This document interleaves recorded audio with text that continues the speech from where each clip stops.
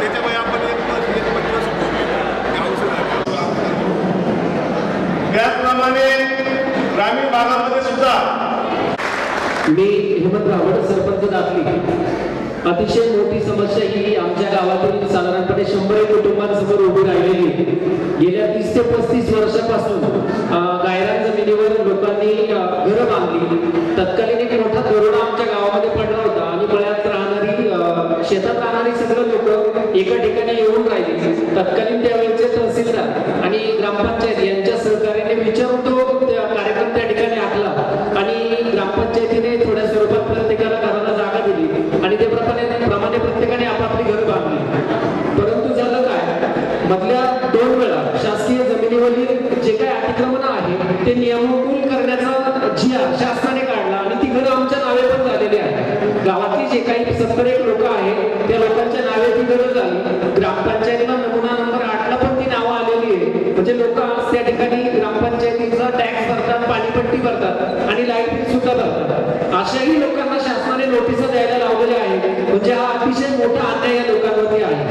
आजची परिस्थिती अशी असताना कोरोनाचा काळ गेला, त्यानंतर पुराची परिस्थिती, अशा परिस्थितीमध्ये लोकांना नोटिसा दिल्या आणि घरं सोडायला लावलेली.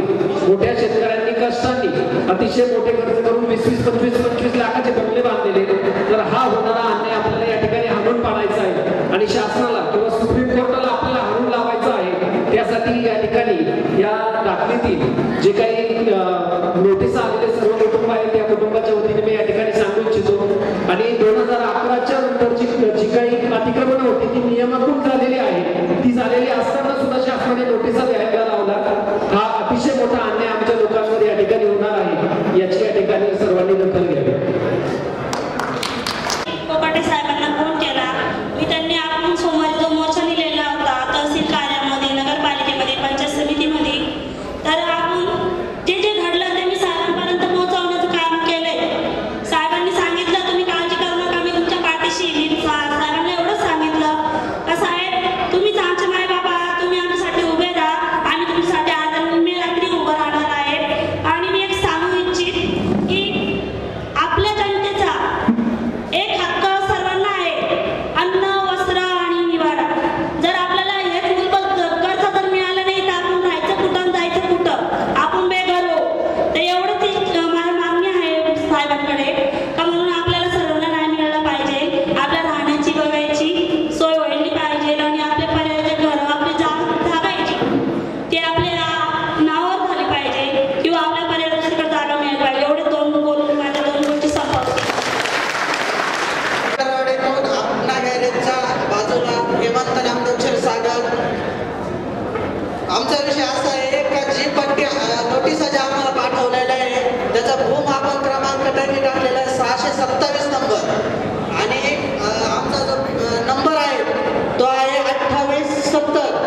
म्हणजे नोटीस, गायरांची नोटीस वेगळी आणि भूमापन क्रमांकाची नोटीस वेगळी. ज्याच्या नावाने पाहिजे ना त्यांनी तिथे येऊन नाव लिहिलं, त्यांचं सांगितलं का ही नोटीस आमच्यासाठी.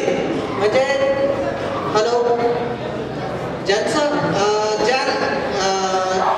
जे घर मालक वेगळे, ज्या नावासाठी त्यांनी नोटीस द्यायची ना त्या नावासाठी नोटीस न देता त्यांनी दुसऱ्याच नावाची नोटीस पाठवलेल्या आहेत प्रत्येक जणांना. आणि गायरान क्षेत्र वेगळं सोडून गायरान क्षेत्र देवनदीकडे आणि नोटिसा पाठवताय भंडारवाडीमध्ये, अशी पण त्यांनी हे केलेली आहे, प्रक्रिया केलेली आहे. सर्वजणांना तसंच केलेलं आहे त्यांनी. म्हणजे क्षेत्र वेगळं आणि नोटिसा वेगळ्या ठिकाणी. ज्या ठिकाणी गायरान जमिनी आहे तर ती बाजूलाच राहिली कुठेतरी आणि पाठवलं दुसऱ्याच एरियामध्ये. म्हणजे कुणाला त्यांना असं त्यांनी सर्वेक्षणच केलेलं नाही कुठे का बा हे गायरान आहे का अतिक्रमणची जागा आहे. सर्वे नंबर वेगळा, गट नंबर वेगळा आणि गायरान क्षेत्र वेगळं, अशी परिस्थिती ओढवली आहे सर्वांवर.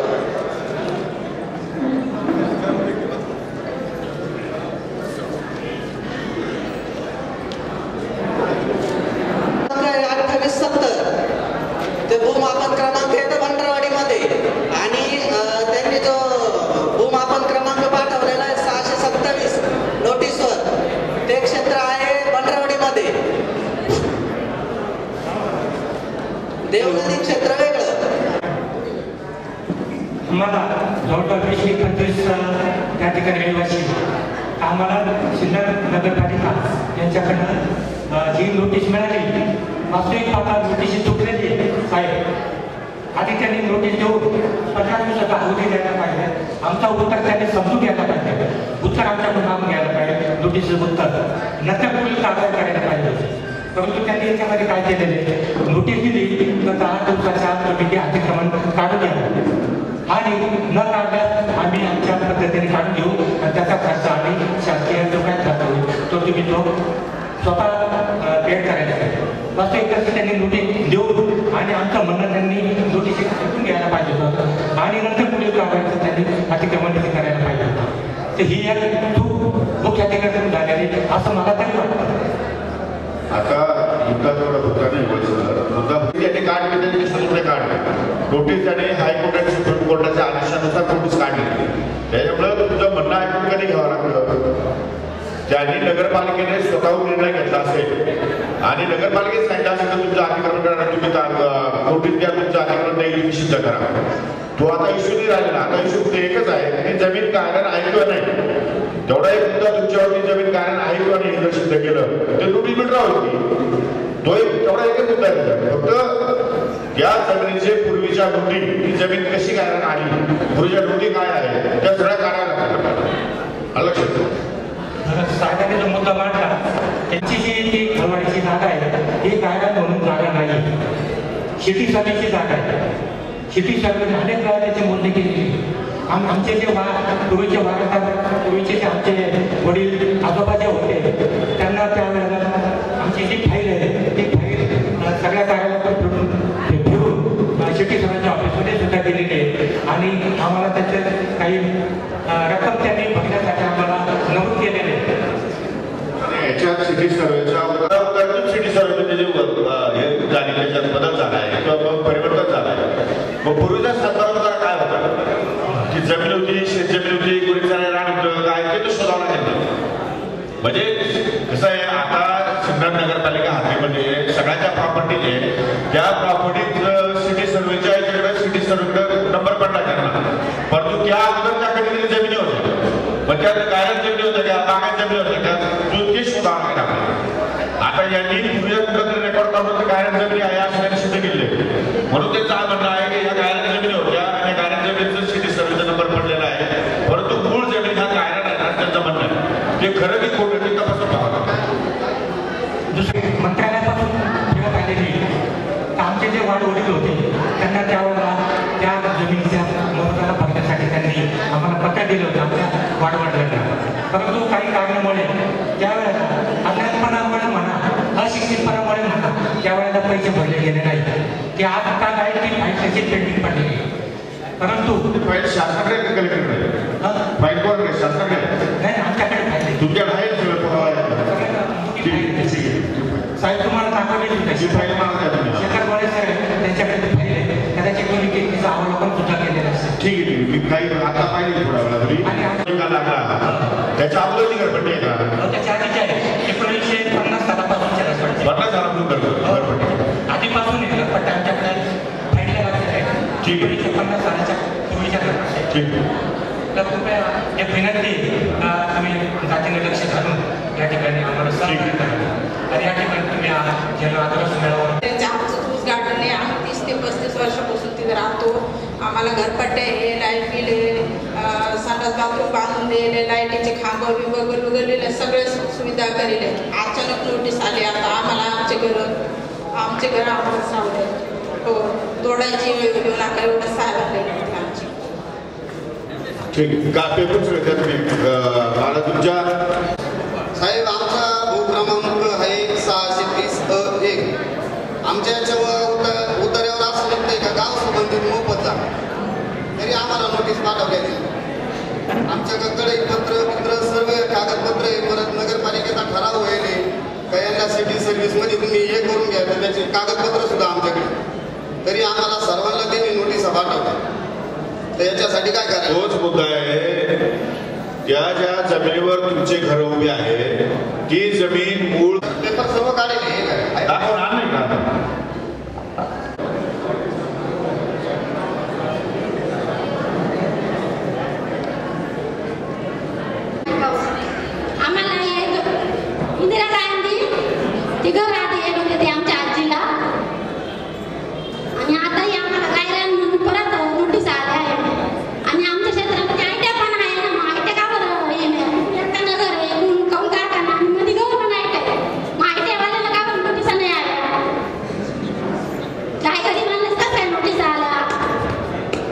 ITIची आणि तुम्ही राहता त्या जमिनीमध्ये फरक आहे. ऐकून घ्या, ITIची जमीन शासकीय असेल. तुम्ही तुझं नाव नंबर द्यायचे मला, मी तुम्हाला बोलून देतो ऑफिसला. माझे नाव अमित पवार. जनावरांच्या दवाखान्यापाशी शासकीय जनावरांचा दवाखाना आहे ना, तो परिसर एक ट्रस्टची जागा आहे. ती पंजाब नॅचरल ट्रस्ट नावाची ट्रस्ट, तर त्या ट्रस्टनी ना होल्डिंग लावलेले आहे. त्या जागेवर नगरपालिकेचा काही अतिक्रमण करण्याचा अधिकार नाही किंवा शासनाचं पण नाही, व त्या ट्रस्टचे उतारे पण आमच्याकडे आहे. काय अनुभव माझं तर म्हणजे जन्मच तिथं झालेलं आहे आणि मला तर माहिती पण नाही आहे का हे गावरान नाही का गायरान आहे का काय मला माहीत नाही. पण असं हे आता हे मला नोटीस आल्यानंतर मला असं कळलं की बाबा उठावण्यात येईल, त्याच्यामुळं तुम्ही पण थोडं सहकार्य करा असं. कारण सगळं मी तर ठीक आहे, मी तर गरीब, बाकीच्या लोकांना आहे वावरं शिवरं, माझ्याकडे गुंता जमीन नाही. त्यामुळं तुम्ही थोडं सहकार्य करा, काहीतरी वर स्थगिती कुठंतरी आणा बसा सगळ्यांचं. मी तर ठीक आहे गरीबाचे, पण माझ्यापेक्षा आणखी जास्त गरीब. बाकीच्यांना सगळ्यांना जमीन वगैरे सगळ्यांना थोडं बाकी लोक जाते जमिनीमध्ये, पण माझ्यासारखा बी म्हणजे मी तर कुठंतरी हे करत, पण मग बाकीच्या आणखी माझ्यापेक्षा जास्त गरीब. तेवढं मग दिदीला तुम्हाला एक आव्हान करतो आणि साहेबांना करतो, त्याच्यात तुम्ही काहीतरी हे स्थगिती वर तुम्ही आणा.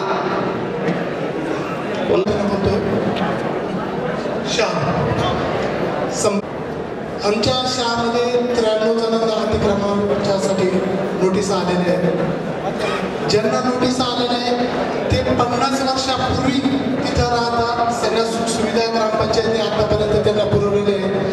शासनाने त्यांना दलित वस्ती म्हणून सुद्धा जाहीर केलेले आहे. इतर नगर इंदिरानगर म्हणून वसवलेले आहे. शासनाच्या सर्व स्कीम कॉन्क्रिटीकरण असो, इतर पाण्याच्या सुविधा असो, शासनाने त्यांना पुरवलेले आहे. आणि ते 2 पिढ्या गेलेल्या आहेत, तिथं स्थायिक झालेले. त्यांचा सर्व तिथं उन्हाळ आणि त्या विशेष म्हणजे इतरांना जमिनी पण नाही आहे, इतर शेती स्वतःच्या ते तिथं राहत आहेत. तरी आपण यात विशेष लक्ष घालून या सर्वांना न्याय द्यावा अशी मी शाहवासीयांतर्फे आपल्याला विनंती करतो. आपण आज आपल्या मार्फत हा जन आक्रोश मेळावा घडून आणला, याच्या वतीनं मी शतशः सर्वांच्या वतीनं आपले अभिनंदन करतो आणि आभार मानतो. धन्यवाद. साहेब, त्या दिवशी आम्ही शिवणला भेटलो, तहसीलदारांना भेटलो. आम्हाला काही जो एका नोटिसीमध्ये 627 नंबरचा गट आहे, त्याच्यामध्ये खाली दिलेलं आहे पिप्प्या पाणीला सोयाबीन, आणि नोटिसीमध्ये पण तसंच लोकांना नोटीस येतात. मग शिवने तिथे सोयाबीन पेरली का काय मामाला सुकायला जायला, एक तर सोयाबीन लिहितात पिप्पा, ही एक गंभीर बाब. दुसरी गोष्ट, त्या ITIच्या इकडचे जे लोक आहेत त्यांना नोटीस दिल्या, काहीकडनं पाणीपट्टी घेतात, सगळं घेतात, त्यांच्याकडे पावत्या पण नोटीस नाही. दुसरी गोष्ट की ती गायरान आहे किंवा कसं हे जोपर्यंत मोजणी होत नाही तोपर्यंत निश्चित करणार कसं. तिसरी बाब साहेब सर्वात गंभीर अशी आहे की चारणीकडे म्हणजे काय गुरेचरण आहे, पण शासन दिलंय ती जागा शासनाकडे वर्ग करण्यात आली आहे की नाही हे नगरपंचायतीकडे, हा महत्वाचे. कारण एक शासन निर्णय असा आहे सर, ग्रामपंचायतीचं अतिक्रमण असेल तर ग्रामसेवक नोटीस, सरकार असेल तर तलाठ्याने नोटीस, नगरपंचायतीच्या कार्यक्षेत्रात त्यांच्या मागणीचं असेल तर त्यांनी नोटीस बनवायची. परंतु तिथे सरकारला आणि नगरपंचायतीचा कोणताही निर्णय नाही तरीही नगरपंचायतीने नोटीस बनवली. याची पण खात्री करा की तो नगरपंचायतीकडे वर्ग झालेला आहे. साहेब, मगाशी पण तुम्ही ते सगळं शासन निर्णय आणि कोर्टाच्या आदेशांचं अवलोकन केलं. तर साहेब, सुप्रीम कोर्टात पण म्हटलंय की भूमी दलित आदिवासी लोकांचं रेग्युलाइज झालंच पाहिजे, कारण जगण्याचा अधिकार आर्टिकल 21 सांगतो. गरज नाही तर जगत कसं माणूस.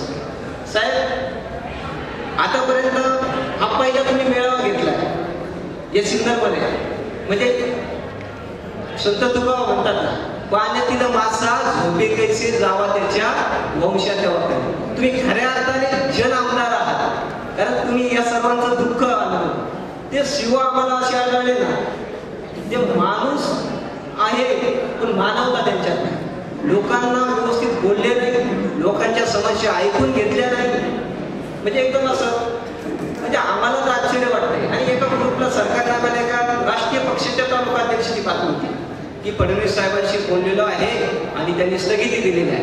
जर उद्या महाराष्ट्राच्या उपमुख्यमंत्र्यांनी जर स्थगिती दिलेली असेल तर कोकाटे साहेबांना मेळावा घ्यायची गरज पडली असती का?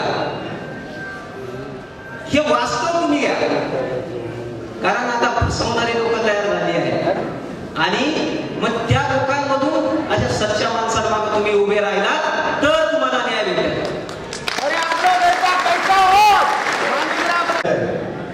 त्या नोटिसांकडे आपण एकदम गांभीर्याने बघितलं पाहिजे. त्याच्यामध्ये 2 मुद्दे महत्वाचे. एक, सुप्रीम कोर्टाने हायकोर्टाने सोमोटो ऑर्डर केलेली आहे, म्हणजे स्वतःहून ऑर्डर केलेली आहे. आता हायकोर्टाने जर स्वतःहून जर ऑर्डर केलेली असेल तर त्याच्या अगेन्स्ट आपल्याला जायला लागेल सुप्रीम कोर्टामध्ये, कारण सुप्रीम कोर्टाच्या निकाला एका जजमेंटच्या आधारे हायकोर्टाने केलेली आहे. त्याच्यामुळे हा कायदेशीर जरा गुंतागुंतीचा प्रश्न आहे. त्यासाठी सरकारमार्फत कोकाटे साहेबांनी ज्या पद्धतीने उपमुख्यमंत्र्यांना सांगितलं की सरकारनेच त्याच्याबाबत अपील केलं पाहिजे, हा एक महत्त्वाचा मुद्दा आहे. दुसरा एक नोटीसमधला एक मुद्दा आहे की गव्हर्नमेंटच्या जेवढ्या जागा आहेत त्याच्यामध्ये त्याने असं म्हटलेलं आहे कोणत्याही जमिनीचा अनधिकृतपणे भोगवटा करणाऱ्या व्यक्तीस निष्काळजी करण्याची तरतूद आहे. तसेच म्हणजे जर शासनाची कोणती जमीन असेल त्याच्यामध्ये जर कोणी अनधिकृतपणे जर काही करत असेल तर ते काढण्याचा आणि दुसरा गायराण्याचा, असे 2 मुद्दे याच्यामध्ये. आता गायराण्याच्या बाबतीमध्ये माझ्याकडे आपणा गॅरेजचे लोक आले होते आणि मी नोटीस बघितली. त्याच्यावरून मी त्यांना 7-1200 जुने उतारे, सिटी सर्वेचे उतारे त्याच्यावरच्या नोंदी काढल्या. त्यावेळेस असं आढळून आलं त्याच्यामध्ये ती जी जमीन आहे ती याची जमीन नाहीच आहे, म्हणजे गुन्हेगाराची जमीन नाही. मग अशा वेळेस आपल्याला काहीतरी वेगळं निर्णय घ्यायला लागेल आणि आपल्या सगळ्यांच्या ज्या काही अपेक्षा आहेत की आमदार साहेबांनी आता मिळावं घेतलं आणि जबाबदारी त्यांची आहे आणि त्यांनी काय करावं, केलं तर ते खूप चांगले, नाही केलं तर त्याचा वाईट माणूस नाही. कृपया सगळ्यांना एक गोष्टीची म्हणजे विनंती करतो आणि सांगतो, तुम्हाला राहायचंय, तुम्हाला जगायचंय. आमदार मदतीला धावून आले परंतु कोणी वकील असो, आता ते आपले प्रतिनिधी म्हणजे आपले वकीलच आहे, ते त्यांची बाजू सगळं वगैरे ते मांडतील, परंतु त्यांच्यासाठी जी कागदपत्र पाहिजे, तुम्ही ज्या जागेवर राहता त्या जागेचे जे 7-12चे उतारे, जुन्या नोंदी, या सगळ्या काढायचं काम तुमचं आहे. त्या काढल्यानंतर शासनाने तुम्हाला काय काय योजना दिलेल्या आहेत, म्हणजे शौचालयाच्या योजना दिलेल्या आहेत. नगरपालिका तुमच्याकडून घरपट्टी वसूल करते, नळपट्टी वसूल करते, वेळोवेळी तुम्ही भरताय. आणि एक गोष्ट माझ्या लक्षात आली का नगरपालिकेने 16 सालीमध्ये मला अध्यक्ष मुंडेबाई होत्या आणि मुले राजा मुले यांनी एक ठराव केलेला आहे. त्या ठरावाचा सुद्धा आपल्याला फायदा होईल. जेवढ्या शासकीय जमिनी आहेत त्यांना ते मान्यता देण्याच्या बाबतीत त्यांनी तो ठराव केलेला आहे. म्हणजे नगरपालिका एक बाजूला ठराव करते आणि एक बाजूला आपल्याला नोटीस देते. आता नोटीस देते म्हणजे त्यांना सुद्धा हायकोर्टाकडून आलेले आहे, त्याच्यामुळे ते अडचणी. तर प्रत्येकाने माझं असं म्हणणं आहे की प्रत्येकाने प्रत्येक एरिया वाईज एक 5 तरुण लोक जे सुशिक्षित आहेत, ज्याला लिहिता वाचता येतं, जे चांगल्या पद्धतीने बोलू शकतात, अशांनी सगळ्यांच्या नोटिसा गोळा करा, त्याची यादी तयार करा. त्या यादीप्रमाणे आलेली नोटीस, त्याच्यानंतर त्याचा उतारा, त्याच्यानंतर संडासच्या बाबतीत म्हणजे शौचालयाच्या बाबतीमध्ये जे काही अनुदान मिळालं असेल त्याच्या बाबतीचे कागद, त्यानंतर लाईट बिल, नळ बिल, या सगळ्या काही आहेत अशी एक चांगली फाईल बनवा. आणि ती फाईल जर आपण आमदार साहेबांकडे दिली तर आपल्याला कोर्टामध्ये कशा पद्धतीने काम करता येईल हे दिशा ठरवेल. नाही तर सगळेजण जर असे तुम्ही काढा, तुम्ही हे केलं पाहिजे अशा चिंता करत काही होणार नाही.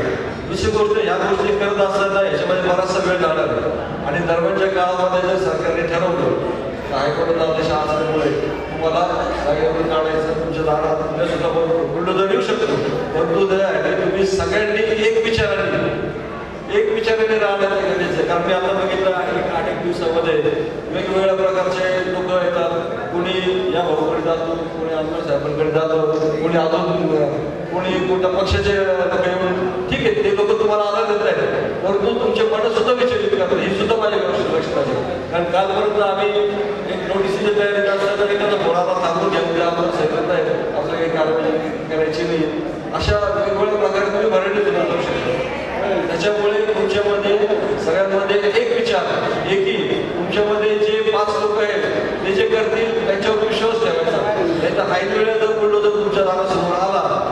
दाखवलं होईल आणि किती ठिकाणी तुमच्या पाठीमागे वकील येतील आमदार येतील किंवा कार्यकर्ते येतील, परंतु तुम्ही सुद्धा ठाम राहिलं पाहिजे. तुम्ही जोपर्यंत ठाम राहत नाही तोपर्यंत तुम्ही विरोध करायचे तुमच्यामध्ये जोपर्यंत ताकद नाही.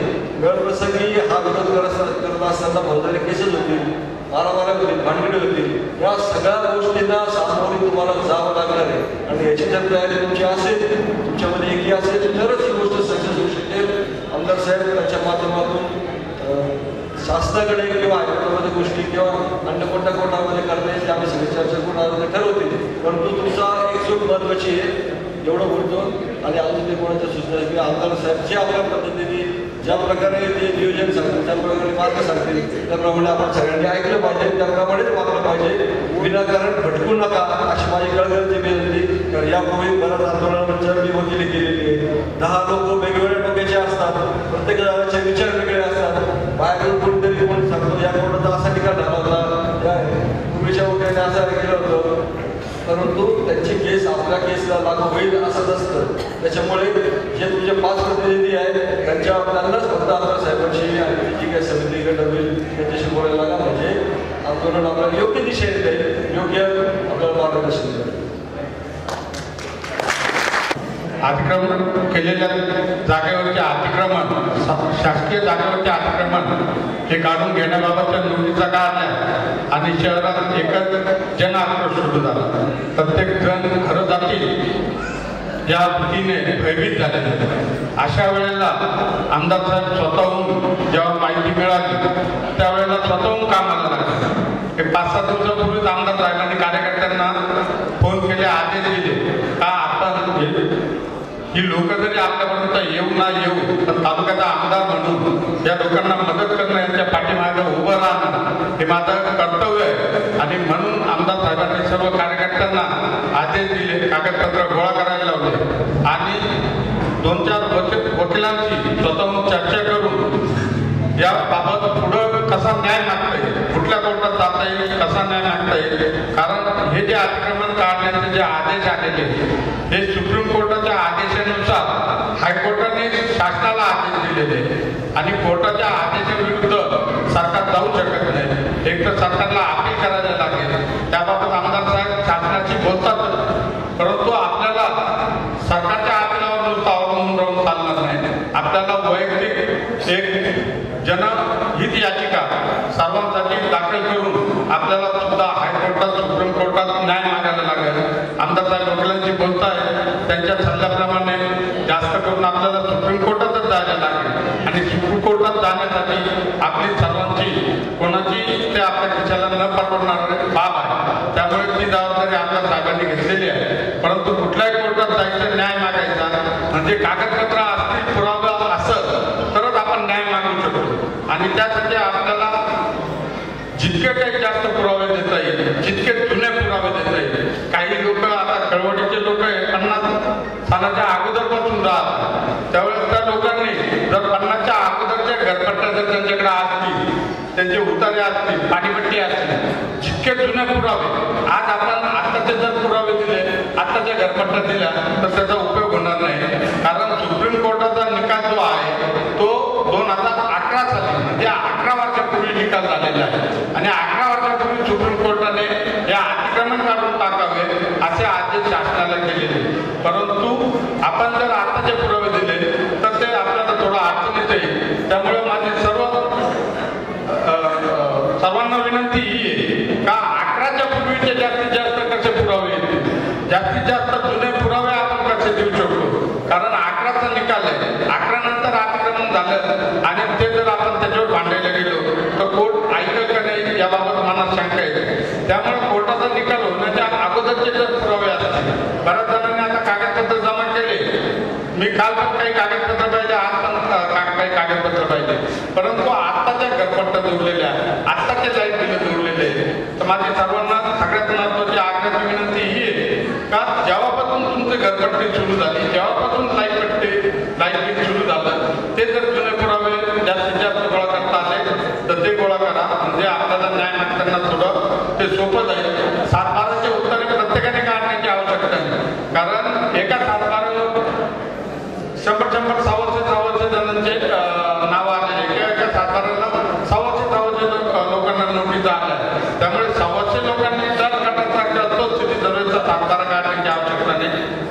साहेबांनी आम्हाला आदेश दिले, आम्ही ते सगळं जे काही सातबारा आहे, जुने रेकॉर्ड आहे, ते आम्ही सिटी सर्वेकडनं किंवा सरकारकडनं ते सगळे कागदपत्र आम्ही काढून त्याबाबत तुम्ही वेळ आणि पैसा खर्च करू नका. तुम्ही फक्त घरपट्टी, लाईट बिल, तुम्हाला जे काही शासकीय अनुदान शौचालयाच्या बाबतीत असत त्या बाबतीत सविस्तरपणे आमदार साहेब तुम्हाला सांगतील.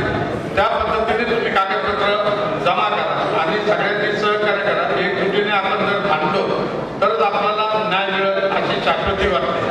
त्यासाठी ज्या पद्धतीने वकील साहेबांनी सांगितलं, प्रत्येक भागातले 3-3, 4-4 जणांची कमिटी करून त्यांनी जर सगळे कागदपत्र, वैयक्तिक कागदपत्र, प्रत्येकाची यादी, सगळे कागदपत्र जर गोळा केले आणि ते ऑफिसला जमा केले तर ते आपण सोपं होईल. कारण प्रत्येक जण इंडिव्हिज्युअल एक कागद आणून देणार आणि ऑफिसला बसलेला मग एखादा माणूस त्याच्याकडनं एखादा कागद इकडं तिकडं जाण्याची शक्यता पण, कारण खूप कागद येणार. त्याच्या आधी प्रत्येक भागातल्या 4-5 जणांनी जबाबदारी घेऊन इतर फाईल कंप्लीट करून आणा.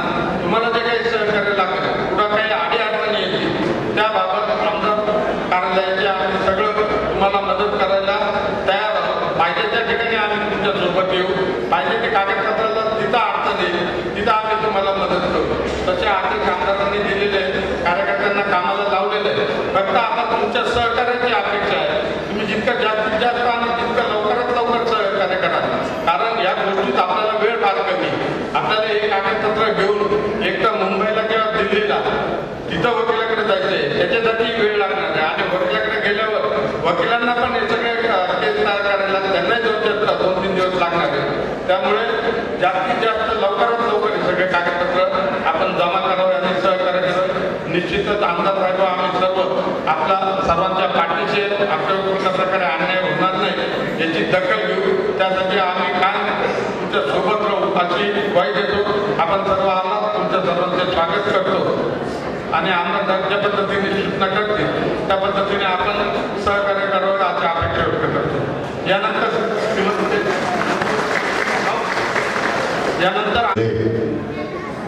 बाधित झालेले आपल्या सिन्नर शहरातील, तालुक्यातील अनेक ग्रामस्थ, नागरिक, बंधू आणि भगिनी या ठिकाणी उपस्थित असलेले सर्व व्यासपीठावरचे आमचे सर्व सहकारी, महिला भगिनी आणि मित्रांनो, गेली 5-7 दिवसापूर्वी या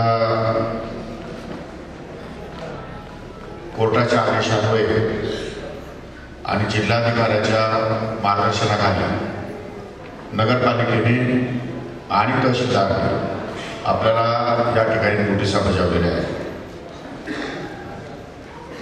यामध्ये नगरपालिकेचं त्याच्यामध्ये या नोटिशीच्या पार्श्वभूमीवर त्याचा काही फार दोष आहे असं मला वाटत नाही आणि तहसीलदार कचेरीचा दोष आहे वाटत नाही. एकंदरीत जवळपास 500 ते 550 सिन्नर तालुक्यातील 3 ग्रामपंचायती आहेत. एक गोंदे, दुसरं दाखली आणि तिसरं शहा. त्याचप्रमाणे सिन्नर शहरामध्ये जवळपास 4-5 नगरं आहेत. त्या नगरामधल्या सर्वच नागरिकांना नोटिसा बजावलेल्या आहेत. असे मिळून जवळपास 1000 नोटिसा या तालुक्यामध्ये बजावलेल्या आहेत आणि संपूर्ण राज्यामध्ये याच धर्तीवर हजारो नोटिसा किंवा लाखो नोटिसा या ठिकाणी बजावलेल्या असतील.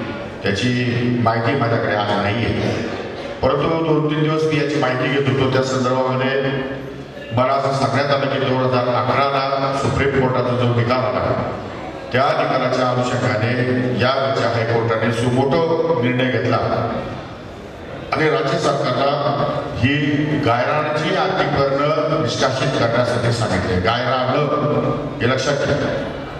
सिन्नर तालुक्यामध्ये प्रत्येक ग्रामपंचायतीमध्ये अतिक्रमण आहे, परंतु काही शासकीय ग्रामपंचायतीमध्ये अतिक्रमण आहे, काही ग्रामपंचायतीच्या जागेवरची अतिक्रमण आहे. अशा वेगवेगळ्या प्रकारच्या जागेवरची अतिक्रमण आहे. त्यामुळं आताची जी कार्यवाही आहे ती कार्यवाही फक्त आणि फक्त सुप्रीम कोर्टाच्या आदेशान्वये आणि गायरानाच्या संदर्भात, उरेचर राहण्याच्या संदर्भातली कारवाई आहे हे आपण समजून घ्या. आणि त्या कारवाईमुळे मी तुम्हाला ताबडतोब उद्याची ती कारवाई थांबू शकेल, नगरपालिकेला सांगेल, तहसीलदाराला सांगेल अशी शक्यता अजिबात नाही. कारण मला कुठल्याही प्रकारचे अधिकार नाही आणि मी ते कुठेही या ठिकाणी थांबू शकत नाही. परंतु अशा सगळ्या परिस्थितीमध्ये जेव्हा तालुक्यातले लोक बेघर होतात आणि त्यांच्याकडे काही स्वतःच्या हातावरचे लोक त्यांच्याकडे काहीही पर्याय शिल्लक नाही, अशा वेळी या लोकांना आधार देणं, या लोकांना धीर देणं आणि योग्य त्या यंत्रणेकडे दाद मागणं ही या ठिकाणी माझी जबाबदारी आहे. मी या तालुक्याचा आमदार आहे, तुमच्या सगळ्याचा नेतृत्व करतो. त्यामुळे तुमच्यावरती कुठे अन्याय होऊन तुम्ही सायरा वैरा इकडे तिकडे फिरून, कारण शेवटी गरजवंताला आकार नसते. गरजू माणूस कोणाकडे जातो. अगदी तहसीलदारचा शिपाई जरी भेटला की तू काय काळजी करू नको बाई, मी तुझं करून देतो, तरी त्या माणसाला विश्वास बसतो. नगरपालिकेचा शिपाई जरी भेटला तर तो आपण त्याच्यावर विश्वास बसतो, कारण शेवटी आपलं घरच जाणार आहे, आपलं आयुष्य उद्ध्वस्त होणार आहे. या भीतीपोटी आपल्यापैकी अनेक लोक त्या ठिकाणी सायरा वैरा तिकडे फिरतात. फिरू दे, त्यांचा काही दोष नाही, मी त्यांना कोणाला दोष देत नाही. परंतु वस्तुस्थिती समजून घेतली पाहिजे की केवळ सुप्रीम कोर्टाच्या आदेशामुळे, उच्च न्यायालयाच्या आदेशामुळे राज्य सरकारला सुद्धा या सगळ्या गोष्टीमध्ये त्यांचं मत कोर्टासमोर मांडल्याशिवाय राज्य सरकारला सुद्धा निर्णय घेता येईल की नाही याची शंका माझ्या मनामध्ये आहे. मला अद्याप त्याच्याविषयी काही माहिती नाही. मी परवा सन्माननीय मुख्यमंत्र्याला पत्र लिहिलेलं आहे की अशा प्रकारच्या नोटिसा महाराष्ट्रामध्ये अनेक तालुक्यांमध्ये, अनेक गावांमध्ये या ठिकाणी बजावण्यात आलेला आहे. आणि ही लोक गेली अनेक वर्षापासून, आता गोळकर जे म्हणतो 100 वर्ष, म्हणजे 2-2, 3-3 पिढ्या झालेली लोक हे आज त्या ठिकाणी राहतात. त्यांनी घरं बांधलेत, बंगले बांधलेत, कळे झाले, भाऊ वेगळे झालेत, भावांनी घरं बांधलेत. म्हणजे अशा प्रकारे 100 वर्षापूर्वी त्या ठिकाणी राहणाऱ्या लोकांची आज जर तुम्ही एका दिवसामध्ये त्यांची निष्कासन करणार असाल, एका दिवसामध्ये घरं बांधून पाडणार असाल तर तो त्यांच्यावरती होणारा अन्याय आहे. एक तर त्याच्यामध्ये 2 गोष्टी आहेत. एक, 2011 निकालानंतर त्या नगरपालिकेच्या मुख्य कार्यकारी अधिकाऱ्यांनी किंवा त्या नगरपालिकेच्या निवडून आलेल्या बॉडीने यांना ताबडतोब दुसरी पर्याय व्यवस्था करून द्यायला पाहिजे होती. यांच्या नावावर दुसरीकडे जागा करून द्यायला पाहिजे होती. यांची राहायची सोय करायला पाहिजे होती. यांनी कोणीही आज तागायत ना नगरपालिकेच्या मुख्य कार्यकारी अधिकाऱ्यांनी ना नगरपालिकेच्या कुठल्याही अधिकाऱ्यांनी यावर त्या नागरिकांच्या राहण्याविषयी कुठल्याही प्रकारची सोय केलेली नाही. त्याची पर्याय सोय करून देणं हे नगरपालिकेचं आधी कर्तव्य होतं, हे ग्रामपंचायतीचं कर्तव्य होतं. पण दुर्दैवानं त्या ठिकाणी कोणाकडे अशी क्रिया होऊ शकली नाही. आणि जोपर्यंत कोर्टाचा आदेश येत नाही तोपर्यंत अतिक्रमण बघायचंच नाही. नगरपालिकेला शिव हा पूर्ण वेळ असतो, तो काय 5 वर्षासाठी निवडून आलेला नसतो. मुख्य कार्यकारी अधिकाऱ्याची पोस्ट कायम असते. तो रोज जाता त्यांना 5 वर्ष नर्सरीत कुठे कुठे किती अतिक्रमण झाले, पण त्या लोकांना टोकत नाही, बोलत नाही. आणि मग ऐन वेळेस फतवा काढून तो अतिक्रमण काढा म्हणतोय, कारण तो सगळे लोक बेघर करतो. ही काही पद्धत, ही काही प्रोसेस मला पटण्यासारखी नाही, मला आवडण्यासारखी नाही. नगरपालिकेची जबाबदारी आहे की ह्या नागरिकांना राहण्याची सोय करून देणे. मग आता नगरपालिकेची जबाबदारी आहे. सिन्नर नगरपालिकेच्या आजूबाजूला प्रचंड झोपडपट्टी आहे. जवळपास 5,000 लोक त्या झोपडपट्टीमध्ये राहतात. आता काही लोक शासकीय जागेत राहतात, काही लोक जिल्हा परिषद जागेत राहतात, काही लोक नगरपालिकेत जागेत राहतात आणि काही लोक गुरेज जागेवरती आधी सरकारने उत्तर या ठिकाणी दाखवले त्याच्यामध्ये राहतात. आता हे गुरेज धरणाचा आदेश सुप्रीम कोर्टाकडून आल्यामुळे आणि उद्या भविष्यकाळामध्ये शासकीय आदेशही येणार नाही याची गॅरंटी नाही. कोणी एखादा माणूस जर उद्या कोर्टात गेला तर शासकीय जागेवरचं अतिक्रमण सुद्धा काढण्याचा आदेश होऊ शकतो. त्यामुळे आताच आपल्याला आदेश झाला पाहिजे. एक तर मोजणी करून राज्य सरकारच्या ज्याप्रमाणे मोजणी करून त्या घर मालकाच्या त्या घरकुलाच्या नावावर त्याची जागा करून दिली पाहिजे. नंबर 1. नंबर 2, नगरपालिकेने सुमोठं स्वतःहून नगरपालिकेसाठी काही स्वतंत्र जागा विकत घेऊन या सगळ्या लोकांचं पुनर्वसन केलं पाहिजे किंवा नगरपालिकेच्या जागेवरती या सगळ्या लोकांना राहण्याची सोय करून दिली पाहिजे. नंबर 2. आता हे पुढील गोष्ट या ठिकाणी करण्यासाठी आपल्याला वेळ आहे का, तर आजच्या घडीला किती वेळ हे मला सांगता येणार नाही. कारण आता त्यांनी तुम्हाला मदत दिली, एका दिवसामध्ये खाली करा, 3 दिवसात खाली करा. जेवढं खाली करेल जो मोठं खाली केलं तर चांगल्या जरीत आम्ही पाठवून टाकू, खर्च तुमच्याकडनं घेऊ. ते ठीक आहे. ते कायद्याच्या भाषेमध्ये लोक काही बोलत असते तरी 100% चुका त्यांच्याच आहे. त्यांच्याविषयी आपण काय बोलायचं ते बोलू, तो भाग वेगळा. पण आज जी लोक बाधित झाली, आज जी लोक अडचणीमध्ये आहेत त्या लोकांच्या भवितव्याचं काय, त्या लोकांच्या राहण्याच्या सोयीचं काय, हा एक मोठा प्रश्न आहे. यामध्ये 2 गोष्टी आहेत. यामध्ये काही लोकांची दुसरीकडे प्रॉपर्टी बनली आणि काही लोकांनी या जागेवर अतिक्रमण केले. त्यामुळे कदाचित भविष्य काळामध्ये ज्यांच्याकडे दुसरीकडे प्रॉपर्टी असेल त्यांचा विचार कोर्ट करेल की नाही सांगता येत नाही. परंतु आपल्याला हा न्याय कोर्टामध्येच मागावा लागेल. शासन यामध्ये न्याय किंमतीत शासनाने स्वतःहून कोर्टात जाणं किंवा आपण शासनाच्या दारी न लागता आपण सिन्नरच्या लोकांनी स्वतंत्र या ठिकाणी एक रीट दाखल करून आपलं म्हणणं त्या ठिकाणी माननीय न्यायालयासमोर मांडणं, हा 2 पर्याय आपल्यासमोर आहे. तर शासन मांडते की नाही आज सांगायचं, हा जो मुलगा म्हणायची गोष्ट खरी आहे. आज सांगायचं सरकार म्हणते आम्ही घर पडू देणार नाही, परंतु सरकारचा कुठलाही स्थगिती आदेश आज सांगायचं तहसीलदार किंवा मुख्य कार्यकारी अधिकारी याच्या नगरपालिकेचा यांना आलेला नाही. म्हणजे याचा अर्थ अजून शासनाने काही निर्णय घेतलेला दिसत नाही. जो शासन कोर्टामध्ये जाईल आणि तिकडून स्थगिती येईल आणि नंतर आपण वाचू अशा भावना आपण राहिलो आणि उद्या जर शासनालाच न्याय मिळाला नाही तर आपण अडचणीमध्ये येण्याची शक्यता नाकारता येत नाही. त्यापेक्षा आपल्याला जर तयारीच करायची असेल तर आपण आपल्या बलबुतीवर, आपल्या ताकदीवर, आपल्या भरोशावर मग ते सुप्रीम कोर्ट असो ते हायकोर्ट असो त्या कोर्टामध्ये दाद मागण्यासाठी आपल्याला पुढाकार घ्यावा लागेल. आणि तो पुढाकार मी आणि माझ्या वतीने आमचे सर्व सहकारी या ठिकाणी सगळ्यांना सांगितलंय की काही झालं तरी ही माणसं आहेत. जेवढी आपण प्राण्यांवर प्रेम करतो, याच्या दुसऱ्या नात्यावर प्रेम करतो, दुसऱ्या भागातल्या लोकांवर प्रेम करतो, आपल्या मतदारसंघातली माणसं जिवंत ज्याच्या राहण्याची खाण्यापिण्याची कुठलीच व्यवस्था नाही, अशी जे तुटपुंच्या रोजंदारीच्या पैशावरती ज्यांनी घर उभी केली, ज्यांचे प्रपंच उभे राहिले ते प्रपंच उघड्या डोळ्याने या ठिकाणी नस्तनाबूत होताना माझ्यासारखा माणूस पाहू शकत नाही. त्यामुळे न्याय तर मागावंच लागेल, पण न्याय मागण्यासाठी आपल्याजवळ शासन ही एक जागा आहे, पण त्या जागेमध्ये किती आपल्याला न्याय मिळेल हे मी आज तुम्हाला सांगू शकत नाही. परंतु शासनाचा प्रतिनिधी म्हणून शासनाकडे ही बाजू मांडणारच आहे. आणि दुसरी गोष्ट, दुसऱ्या बाजूला पुन्हा एकदा कोर्टाकडे पण आपण ही बाजू मांडायचा माझा विचार आहे की शासनाच्या भरोश्यावर आपण राहणार नाही. सुप्रीम कोर्ट किंवा हायकोर्ट, म्हणजे जे आपल्याला उद्या हायकोर्ट म्हटलं की आम्ही ही केस हँडल करण्याने सुप्रीम कोर्टाचा निर्देश आहे तर कदाचित सुप्रीम कोर्टाला अपील करावं लागेल किंवा सुप्रीम कोर्टामध्ये रीट दाखल करावं लागेल. ते जे काही आहे ते आम्ही वकिलांशी चर्चा करतो आहोत, त्यांच्याकडनं जो सल्ला मिळेल त्या दृष्टिकोनातून आपण करतो. पण त्यासाठी लागणारी सगळी कागदपत्र ती आपल्याला प्रत्येक ज्यांना नोटीस आली आहे त्या माणसाने ती कागदपत्र ऑफिसमध्ये जमा करायची. प्रत्येक झोपडपट्टीमध्ये प्रत्येक गावातून किमान 2 माणसं त्यांचे टेलिफोन नंबर आम्हाला द्या. म्हणजे लागणारी जी काही समजा उद्या ग्रामपंचायतीची घरपट्टी आहे, MSCBची लाईट बिल आहे, ग्रामपंचायतीचं पाणीपट्टी आहे, नगरपालिकेची पाणीपट्टी आहे, नगरपालिकेच्या याच्यामध्ये तुम्ही MSCBचे लाईट बिल आहे, त्यानंतर तुम्हाला घरकुलासाठी काय अनुदान मिळालं का ते आहे, शौचालयासाठी काय अनुदान मिळालं का तोही भाग आहे, शासकीय अनुदान किती मिळालं आहे त्या जागेवर त्याचा एक तपशील लागेल, किती वर्षापासून आपण राहता तो एक तपशील लागेल, ती जमीन खरोखर गुन्हेगार नाही का, त्या पाठीमागचे उतारे ते 1930-35 एका मुलाने काढून आणलेले 1930-35 सालापासूनचे उतारे काढावे लागतील. त्या जमिनी गुन्हेगारांकडे कशा गेल्या, गावठाण जमिनीचं त्या हस्तांतर कसं झालं हे सगळं तपासून पाहू आणि वकिलाशी चर्चा करून आपण याच्यावरती न्याय मिळवण्यासाठी प्रयत्न करणार आहोत. यासाठी तुम्हाला फार काही करायचं नाही, तुम्हाला इकडे कुठे जायचं नाही, पेपर माझ्या ऑफिस सबमिट करा, कोणालाही 1 रुपया द्यायचा नाही. तुमचे काही नेते येतील, काही पैसे लोक येतील, वर्गणी काढा, वर्गणी गोळा करा, आपण कोर्टात जाऊ, हे पैसे आम्ही सर्वजण कॉन्ट्रीब्युशन करून तुमच्यासाठी खर्च करणार आहोत. तुम्हाला कोणालाही कोणाच्या दारात पैसे मागण्याची त्यामुळे ही सगळी सर्रास प्रथा आहे. मला माहिती आहे की झोपडपट्टीचा माणूस 8 ते 10 की पुढे उठायचं ते 1000 रुपये ते 500 रुपये कॉन्ट्रीब्युशन तुला वाचवतो प्राप्त करतो, अशा प्रकारचे पैसे कोणाला देऊ नका. ही फसवणूक स्वतःची करून घेऊ नका आणि दुसऱ्याची पण करू नका.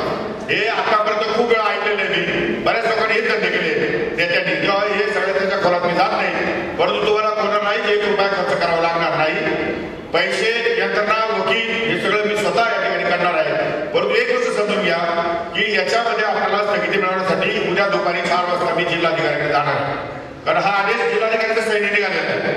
मला जिल्हाधिकाऱ्यांकडून वेळ मागून घ्यावी लागेल आणि उद्या जमलं तर मी शासनाची या महसूल मंत्री जे आहे राज्याचे राधाकृष्ण विखे पाटील त्यांच्याशी उद्या जाऊन भेट घेणार आहे आणि त्यांच्याशी मी चर्चा करणार आहे की तुम्ही या सगळ्या लोकांना रिलीफ कसं देणार आहात, या सगळ्या लोकांची सोय कशी करणार आहात. एकीकडे ही गोष्ट करत असताना दुसरीकडे प्रांत अधिकारी, नगरपालिका, शिवो आणि तहसीलदार यांच्याबरोबर बैठक घेऊन त्यांच्यामध्ये त्याची जी काही तपासणी आहे ती तपासणी मी त्यांच्या समोर करून घ्या. तुमच्या कागदपत्राच्या आधारे तुमचे कागदपत्र मला द्या की त्या वेळेचा उतारा हे होता, तुम्ही आता पुढे याच्यावर का काढलेली आहे हे सगळे मागचे उतारे काढून त्यांच्याशी निगोशिएट करावं लागेल आणि जे उतारे बेकायदेशीर असतील ज्या नोटिसा बेकायदेशीर असतील त्या नोटिसा बेकायदेशीरपणे मागे घेण्यासंदर्भात मी त्यांना याची सूचना करणार नाही. परंतु ज्या कायदेशीर आहेत त्यांच्यावरती 100% गुन्हेगारी आहे आणि ज्यांच्यावरती खरोखर अत्याचार आहे अशा लोकांच्या संदर्भामध्ये पुन्हा एकदा सांगतो की शासनाने न्यायालय या दोन गोष्टीमध्ये आपल्याला लढाई करावी लागेल. या दोन्ही गोष्टीची लढाई करण्याची आपली मानसिकता झालेली आहे त्याच्यामध्ये आपल्याला काही काळजी करण्याचं कारण नाही. तसं अशा प्रकारे शासन एकाच दिवसामध्ये तुम्हाला घराच्या बाहेर काढेल किंवा न्यायालय एका दिवसामध्ये तुम्हाला रस्त्यावर आणतील असं मला वाटत नाही. काही ना काहीतरी मार्ग जरूर निघेल पण प्रयत्न करावे लागतील. तुम्ही सगळे वेगवेगळ्या दिशेने प्रयत्न करून काही साध्य होणार नाही. एका दिशेने आपण सगळे एकत्र गेलो तर काहीतरी मार्ग निघेल आणि त्यासाठी तुम्हाला आधार देण्यासाठी हा मेळावा बोलवलेला आहे. यामध्ये तुम्हाला मी लगेच आता उद्या या सगळ्या नोटिसा मागे सांगेल आणि लगेच हे सगळं काम थांबेल असं होणार नाही. कारण माझ्या अधिकाराच्या पलीकडे राज्य सरकारच्या अधिकाराच्या पलीकडे हा आदेश असल्यामुळे मला या ठिकाणी माझा नाईलाज झालेला आहे. माझ्या हातात असतं तर मी तुम्हाला ताबडतोब आत्ताच या क्षणात सांगितलं असतं की उद्याच्या उद्या तुमचे या ठिकाणी मी अतिक्रमण कायदेशीर करत होतो. परंतु तरी सुद्धा आपल्याला उद्या ह्या सगळ्या लोकांची काय चुकी सोय करायची असेल तर दुसरीकडे जागा बघून त्यांना घरकुलासाठी पैसे उपलब्ध करून देऊन त्यांना योजना देऊन त्यांचे घरकुल बांधता येतात का तोही वेगळा विचार करावा लागेल. एवढ्या पुढं थांबणार नाही कारण उद्या कोर्टाकडनं आपल्याला नकारात्मक निकालच आला तर या लोकांचं काय. कारण शेवटी तुमचं पुनर्वसन कुठेतरी करावंच लागेल. मग ते नगरपालिकेने करायचं का की आम्ही वैयक्तिक काही करायचे किंवा आपण सर्व मिळून काही करायचे हा सगळा मार्ग अजून आपल्याला पुढे जायचे. प्राथमिक स्वरूपामध्ये ही आपली चर्चा आहे. प्राथमिक स्वरूपामध्ये आपली बैठक आहे. यामध्ये आपल्याला लगेच सगळ्याच गोष्टी एकाच दिवशी होतील सगळेच मार्ग एका दिवशी होतील असं नाही. आता सुरुवात झाली आहे. आपण सांगितल्याप्रमाणे 2-3 लोकांनी मुद्दे सुद्धा आपले फक्त नंबर द्या नावं द्या आणि पेपर आमच्या कार्यालयामध्ये सबमिट करा. जिथं इथं शक्य आहे तिथं 100% तुम्हाला न्याय देण्यासाठी आम्ही सर्वजण प्रयत्नशील राहणार आहोत. तुम्हाला फार काळजी करण्याचं काम नाही. परंतु एक गोष्ट खरी आहे म्हणजे माननीय न्यायालयाने सुद्धा या सगळ्या गोष्टीचे जे काही वापव केलेला आहे त्याची कारणं पण महाराष्ट्रामध्ये नव्हे देशामध्ये वेगवेगळी. आज तुमच्या तर अनेक लोकांना घर नाही हे मी समजू शकतो. परंतु काही लोकांना मात्र खूप मोठ्या मोठ्या जागा जमिनी 100-200 एकर जमिनी आहे पण ग्रामपंचायतीचे अतिक्रमण नगरपालिकेचे अतिक्रमण करून ठेवले. त्यामुळे न्यायालयाला अशा प्रकारचे आदेश काढावे लागले. त्याच्यामध्ये काही बदल करून अटीशर्तीमध्ये टाकून आपल्याला जे काय दलित आणि आदिवासी आहेत किंवा मागासवर्गीय आहेत यांच्यासाठी जी सवलत दिलेली आहे त्या सवलतीचा उपयोग या ठिकाणी मुख्य कार्यकारी अधिकारी यांनी अगोदरच करायला पाहिजे होता. दुर्दैवानं त्यांनी कुठल्याही प्रकारचा उपयोग करून घेतला नाही. सगळ्यांना रस्त्यावर ठेवलं. त्या सुप्रीम कोर्टाच्या आदेशामध्ये लीज अग्रीमेंट त्यामध्ये मागासवर्गीय लोकांसाठी प्रामुख्याने दलित आणि आदिवासी लोकांसाठी या ठिकाणी लीज अग्रीमेंट करण्याची तरतूद असताना सुद्धा ना नगरपालिकेने ना बॉडीने याच्यावरती कुठलीही कारवाई केली आणि म्हणून हा प्रसंग तुमच्यावर आज ओढवलेला आहे. खरं म्हणजे त्याच्यामध्ये कोर्टाने एकदम या करारातून काढू नका असं म्हटलेलंच नाही. कोर्टाने म्हटलेलं आहे की जी लोक मागासवर्गीय आहेत ज्यांना अजिबातच काही सोय नाही ज्यांचं अजिबात कुठं नाही त्यांच्याशी लीज अग्रीमेंट करा अशा प्रकारचे आदेश शासनाने दिलेले असताना शासनाने काही केलं नाही आणि नगरपालिकेने काही केलं नाही तहसीलदारने काही केलं. त्यामुळे ते पण तेवढेच दोषी आहेत. त्यांच्यावर सुद्धा कारवाई झाली पाहिजे. त्याची जबाबदारी आहे ज्या नगरपालिकेमध्ये हद्दीचे लोक राहतात त्यांच्या राहण्याची त्यांच्या आरोग्याची त्यांच्या पाण्याची त्यांच्या सगळ्या गोष्टीची जबाबदारी ही त्या नगरपालिकेची. ते घरपट्टी घेतात पाणीपट्टी घेतात सगळे पैसे घेतात आणि मग सुविधा करून त्याचा भाग घेईल. त्यामुळे त्यांनी जे केलंय ते पण चुकीचं आहे. त्यामुळे तहसीलदार आणि BDO याला जबाबदार आहेतच आणि तुमचा शिओ नगरपालिकेचा शिओ. त्यामुळे यांच्यावर जबाबदारी फिक्स करण्यासाठी आपण कोर्टाकडे न्याय मागणार आहोत. यांनी का दिलं नाही. 11ला जर न्यायालयाने सुप्रीम कोर्टाने सांगितलं की लीज अग्रीमेंट करून त्या लोकांना तुम्ही प्लॉट देऊन टाका त्यानंतर आज तागायत एकही लीज अग्रीमेंट या सिन्नर शहरामध्ये गल्लामध्ये झालं नाही. का बरं नाही झालं. याला जबाबदार कोण आहे. मग याला जबाबदार जे जे अधिकारी असतील त्यांच्यावर पहिली कारवाई केल्यानंतर आमच्या घर काढा. त्यांच्यावर पहिली कारवाई करा. आमच्या घर काढायला आम्हाला सांगायला पाहिजे. तुम्ही सरकारची पगार घेता सरकारकडून सगळ्या सुविधा घेता आम्हाला आणायला आम्हाला काय माहिती जागा ओपन दिसली राहणं जागा टाकीच्या पडून राहिलो आम्ही तिथं. पण त्या काळामध्ये नगरपालिका सांगायला पाहिजे या टाकेल तू टाकू नको, ही जागा मोकळी आहे, हे अतिक्रमण होईल, तुला काढून टाकेल. शेतकरी आला नगरपालिकेचा माणूस सांगा तुम्हाला हे काय आला म्हणजे याचा अर्थ इनडायरेक्टली नगरपालिकेने तुम्हाला प्रोत्साहन दिलेलं आहे की तुम्ही अतिक्रमण कुठे जा आणि काहीच करणार नाही. नगरपालिका काहीच करणार नाही, तहसीलदार काहीच करणार नाही, बीडीओ काहीच करणार नाही, मग करायचं तुम्ही. म्हणजे आम्ही सांगायचं तुम्ही कुठे बसा, त्यांनी सांगायचं तुम्हाला वाटत तिकडे बसा. आणि आता सुप्रीम कोर्टाचा न्याय निकालानंतर मग आता नोटीसचा काढून काय पर्याय नाही, तुम्ही हातभर नोटीसचा काढून मोकळे झाला. लोकांनी जायचं कोणाकडे? त्यामुळे आता घाबरून जाऊन आपल्याला मार्ग दिसणार नाही, मार्ग निघणार नाही. अतिशय ठोसपणे अतिशय ताकदीने आपल्याला उभं राहावं लागेल आणि या संदर्भात न्याय मागावा लागेल. मी या संपूर्ण प्रक्रियेमध्ये तुमच्या बरोबर आहे, तुमच्या पुढे आहे आणि सगळ्या सर्वांगीण मदत या कामामध्ये मी 100% केल्याशिवाय राहणार नाही हे तुम्हाला मी आश्वासन देतो. सांगितल्याप्रमाणे पेपर सध्या जे आहे वकील साहेब चांगले साहेब माझ्या मुसावरगे हे 2-4 वकील मंडळी तिथं बसवली आहेत, अजून 2-3 वकील तिथं बसवणार आहेत आणि तुम्ही सगळे पेपर घ्या. 2-3 दिवसामध्ये मी मुंबई आणि सुप्रीम कोर्ट यांची चर्चा करतो आणि सायमल्टेनियसली बरोबरीने राज्य सरकारशी सुद्धा चर्चा करतो आणि उद्या जिल्हाधिकाऱ्यांना भेटून या नोटीस संदर्भात काही आपल्याला मुदतवाढ मिळते का तो सुद्धा मी उद्या पाहणार आहे. उद्या दुपारनंतर 4 नंतर मी तुम्हाला माहिती मला आपला फोन करा. जिल्हाधिकारी काय म्हणतात किंवा मला फोन केला तरी चालेल. जिल्हाधिकारी काय म्हणतात ते पण मी तुम्हाला सांगतो आणि त्यातून मार्ग काय सगळ्याचा ते आपण टप्प्याटप्प्याने ठरवू. त्यामुळे आपल्या सर्वांना मला एकच सांगायचं आहे की आपण कुणीही घाबरण्याचं काही कारण नाही. अडचण 100% आहे. अडचण कोर्टाची असल्यामुळे मी काही करू शकत नाही, पण यातून मार्ग काढण्यासाठी आपल्याला प्रयत्न करावे लागतील आणि 100% आपण प्रयत्न करणार आहोत हे तुम्हाला आश्वासन मी या निमित्ताने देतो. घाबरून जाऊ नका, घाबरून जाऊन चुकीचा निर्णय होतो माणसाचा आणि वेळासाठी त्याच्या मागे फिरू नका. काही कुणी न्याय देणार नाही. इथल्या अधिकाऱ्याच्या हातात कवडीचाही नाही. हा सुप्रीम कोर्टाचा निकाल आहे, हायकोर्टाचा निकाल आहे, कोणत्याही अधिकाऱ्याच्या हातात काहीच नाही. त्यामुळे तुम्ही उगीच कोणत्या अधिकाऱ्याच्या मागे लागू नका आणि त्याला पैसे पण देऊ नका. हे सगळे पैशाचे नाटके पैसे कमवणे धंदे सगळ्या लोकांचे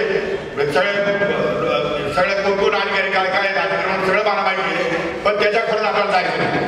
आपल्याला आता जी अडचण आहे त्या अडचणीचा मार्ग शोधायचा आहे, त्याला सामोरं जायचं आहे आणि त्यासाठी आपण सर्व एकत्रितपणे या ठिकाणी पुढे जाऊया. यातून निश्चितपणे निकाल घेऊया. माननीय न्यायालय सुद्धा आपल्याला न्याय दिल्याशिवाय राहणार नाही यावरती माझा स्वतःचा विश्वास आहे. त्यामुळे आपण त्या दृष्टीने प्रयत्न करूया हे आश्वासन तुम्हाला या निमित्ताने देतो. आपण सर्वांनी एकत्रितपणे राहा आणि एकत्रितपणे आपला विचार करू. काळजी करू नका, आरामशीर राहा. बघू काय काय 2 दिवसांनी. ओके ओके काय नाही, फक्त ओके.